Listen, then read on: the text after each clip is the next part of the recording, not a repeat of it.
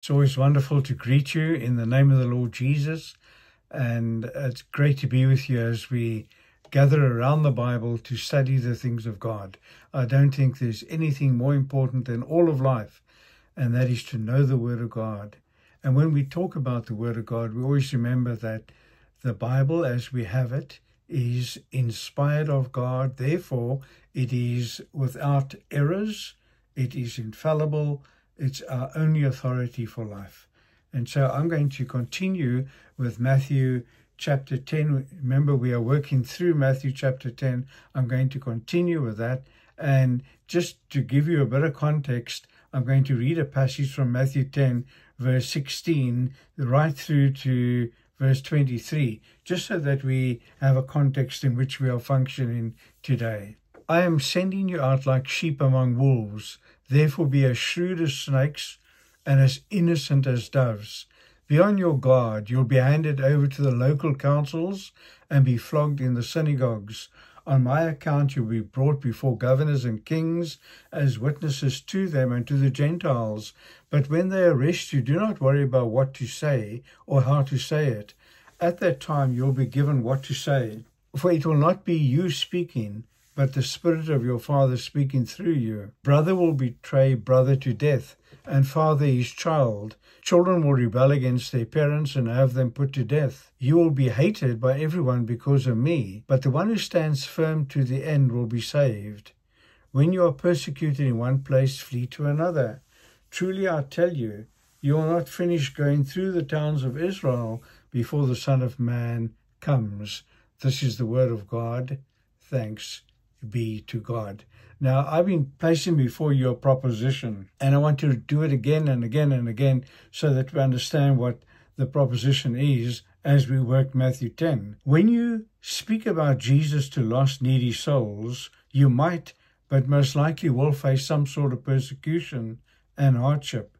But as you honor Jesus and his gospel before others, he shall honor you before his Father in heaven, because of your kingdom service. And then I said to you that I gathered that proposition from Matthew 10, 32, 33, which reads, whoever acknowledges me before others, I will also acknowledge before my Father in heaven. But whoever disowns me before others, I will disown before my Father in heaven. Now, I came to faith in the Lord Jesus Christ during a period of time in Cape Town, South Africa, where there was a sort of a mini revival going on. This was happening in many different gospel Bible teaching churches. And it was amazing that people came to faith from all different walks of life and in all different churches. It was just a period in the late 70s and early 80s where many people were coming to faith in the Lord Jesus Christ in different churches. I, as an example, came to faith through reading the Bible at home. Now, years later, I visited one of our churches that was rather large, and I was sitting somewhere in the middle, and I was looking towards the front, and there were entrance doors at the front of the church as well, on either side. And as I was watching people come in, I was amazed to see faces that I had actually known many years before. Some people I worked with, other people were from gangs, other people were from the Ducktail era. There were high society people you wouldn't even give a second look, let alone a second chance to. But people from all over the community were coming to faith in the Lord Jesus Christ. Now, because I had a type of day-night conversion, you need to understand that I have an evangelistic heart. I want to share the Lord Jesus Christ with anyone and everyone. I want to see people come to faith in Jesus Christ. And it's into that context that I'm presenting these small bites to you from Matthew chapter 10. Now, we are very aware of the immediate context of Matthew 10. Jesus is charging his apostles and sending them out on evangelistic mission trips. Now, the backdrop to Matthew chapter 10 comes in Matthew chapter 9, 36, following. When he saw the crowds, he had compassion on them because they were harassed and helpless, like sheep without a shepherd. Then he said to his disciples, the harvest is plentiful, but the workers are few. Ask the Lord of the harvest, therefore, to send workers out into his harvest field. So Jesus starts by appointing 12 apostles, sending them out on these evangelistic mission trips with the instructions to proclaim his message. He said, the kingdom of heaven has come. But now when you think of it, in the flesh, Jesus could only be at one place at one time. Yet there were masses all around, harassed and helpless, like sheep without a shepherd. And the harvest was plentiful, but the workers were so few. And part of asking the Lord of the harvest to send workers into his harvest field is Jesus appointing the 12 apostles. The 12 apostles could reach more souls than Jesus himself could reach in the flesh, but that was still insufficient because the elect of God are spread across the planet in every tribe and language and nation. So the pray the Lord of the harvest to send workers into his harvest field remains. And it remains so that the Great Commission, Matthew 28:19, therefore go and make disciples, can be fulfilled. But the point is that to pray to the Lord of the harvest, and every Christian should be praying, asking God to raise up harvesters. To pray that prayer requires that every Christian avail themselves to be a harvester. So what I'm saying is that if you want to see the Church of Jesus Christ grow numerically, if you want to see souls saved, souls coming to conversion, if you want to see the elect of God coming into the Church of God, you and every Christian needs to evangelize the lost. Now, having said all that, from personal experience, Jesus knows that kingdom ministry is going to be very, very hard. And so he told his disciples, and he tells you and me, firstly, go into the battlefield. Verse 16a, I'm sending you out like sheep among wolves. Now, we dealt with this phrase already.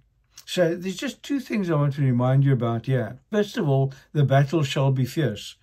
You will be sheep going amongst wolves. That's a reality. That's a fact. But secondly, Jesus, who sends you, will be your comfort. You see, he sends you and he knows the hardships you're going to be involved with, and so therefore he accompanies you. He goes with you into battle. And I want to say to you, my friend, the safest place for you to be is not where you choose to be. The safest place for you to be is where Jesus wants you to be, because he's there with you. So he sends you into the battlefield. But secondly, as he sends you, he cautions you against enemy tactics. You can look at verse 16b and 17a. We'll read it in a moment. But let me say this first. In the year 1998, a man who was part of a church that I planted in Bloemfontein was a brigadier in the South African Defence Force, and he asked me to be his chaplain. This meant doing an officer's course, going to officers' training school, because chaplains are automatically part of the command structure. They were commission officers. Their commission was signed by the state president and the Minister of Defence. And although I didn't support the apartheid government, there were military bases within the country, and there were also military bases all along the borders of the country. And in every single base there were men. And these men, many fearful, but most were lost souls. And so I decided, after much prayer, discussion with my family, discussion with my church council, that I would accept the invitation. Amongst many other things that we were taught at Officers Training School was intelligence and counterintelligence, espionage and counter-espionage, guerrilla bush warfare and counter-guerrilla bush warfare, meaning that you knew exactly what you were getting into before you were deployed. And friend, that's exactly what Jesus is doing in verses 16 and 17, where he says, therefore be as shrewd as snakes and as innocent as doves, be on your guard. My friends, there are important things here that one needs to be aware of. You cannot just go into battle for the Lord Jesus Christ, because the people that you're going to battle against have been in the world, have been serving their commanding officer, the devil, even without knowing it, all of their lives. They've been educated in secularism. They've been educated in materialism. They've been educated in every idolatrous ism that you can think of. Every form of religion, of which everyone is a form of religion. They've been taught by their parents in the school system. They've been taught by colleges and universities. They've been taught how to respond to those seeking to, as they say, Bible bash them.